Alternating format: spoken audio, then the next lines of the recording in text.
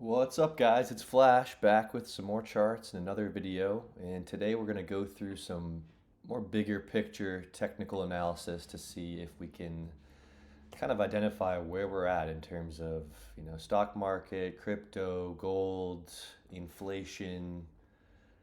I have a couple of different things I want to talk through and show, and hopefully this maybe is a different perspective for you guys. I don't expect you guys to trust everything I have to say. I just kind of giving my thoughts, and I think it's the more we can share, the better off we'll be. So, just starting off here with the S&P 500, over the last, since 1940s here, I personally think that we are in one of these consolidations, these broader consolidations where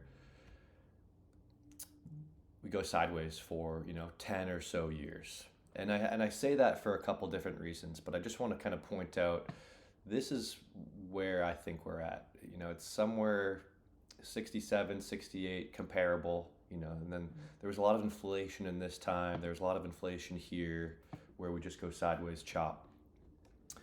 And so this is on the quarterly time frame. And so, I'll pop onto the monthly and put this on the line chart. I grabbed those fractals from before, the 70s and the 90s and early 2000s, and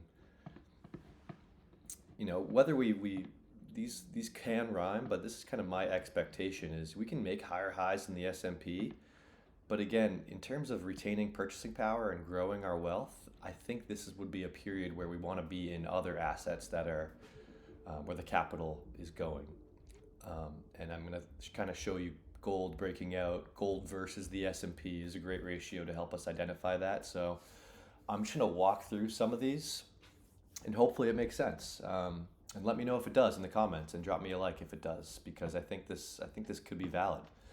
So again, S&P 500. I think we're going to be in a sideways consolidation for the next 10 or so years, potentially making higher highs along the way. That's okay. That would still make this valid, and we are making a higher high right now. But if we look at the S&P versus PPI, another proxy for inflation, this is kind of what I'm talking about. Those same fractals are what you see here. And so again, when we talk about retaining our purchasing power, we want to measure the S&P versus inflation, right? And not necessarily CPI, because in my opinion, that isn't always accurate. I believe those numbers are changed and modified, and I think producer price index gives you a sense of really what's going on. And so again, 60s into the 70s, you didn't make money in the S&P, maybe nominally because it went up and up, but it really went sideways and even down versus inflation until it broke out in 91 into this bubble, dot-com bubble right here, breaks down, look like an ABC correction against inflation. So, and then you come here to present day, and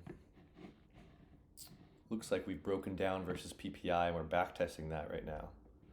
And so it just kind of gives me similar vibes to back here, where we probably broke a trend up in here. We still made a higher high, but we rolled over and still went sideways and down versus inflation for a long ass time. So that's one piece of the puzzle. If we want to pull up the gold to SPX ratio, this also seems like we're turning a big ship where the capital flows are potentially leaving the stock markets and equities and going into commodity driven assets, right? And so you can think of this bowl as a big ship that's being turned. And even if you zoom way out onto the quarterly, it's almost, you have another little bowl here that is, we don't know if it's valid yet, but I mean, look at all these touch points. It's pretty clean.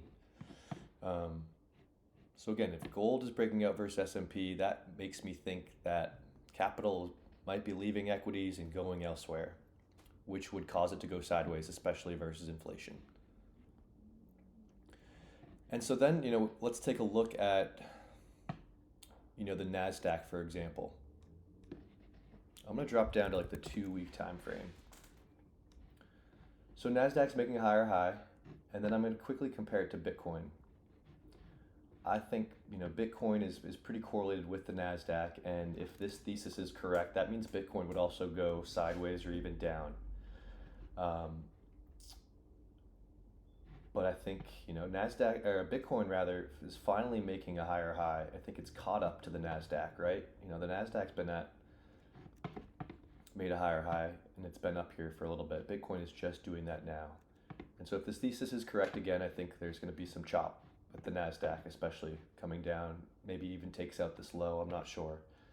But then I would think Bitcoin would follow the same. And it's very interesting with Bitcoin because Bitcoin has not been alive for, if we go back to these charts, Bitcoin wasn't alive when in the dot-com bust, when we went sideways and down versus inflation. We don't know how it would act, but I think it's highly correlated with the broader US equities. So in this scenario, we would go sideways and down with Bitcoin. And you're kind of starting to see this with Google, for example, one of the Magnificent Seven, huge mega cap stock. That looks like double top. I think we kind of do one of these, or even half this. It could come down, come back up, come down again. But I think there's just going to be some chop here. And Apple's not looking all that hot either. Looks like a rounded top. And if I pull up some indicators, Apple versus the S&P, clear breakdown of this trend. This is a trend line dating back to 2020. And so I think we're going to kind of go stagnant or even lower than the S&P. The S&P is going to outperform Apple. That's what this chart is saying. And then we look at Apple versus gold. That is coming up right into a trend line of some sort as well. So it's going to be interesting. I would imagine this breaks and gold is set to outperform against Apple. So again, just another puzzle piece that we can kind of add to the mix here.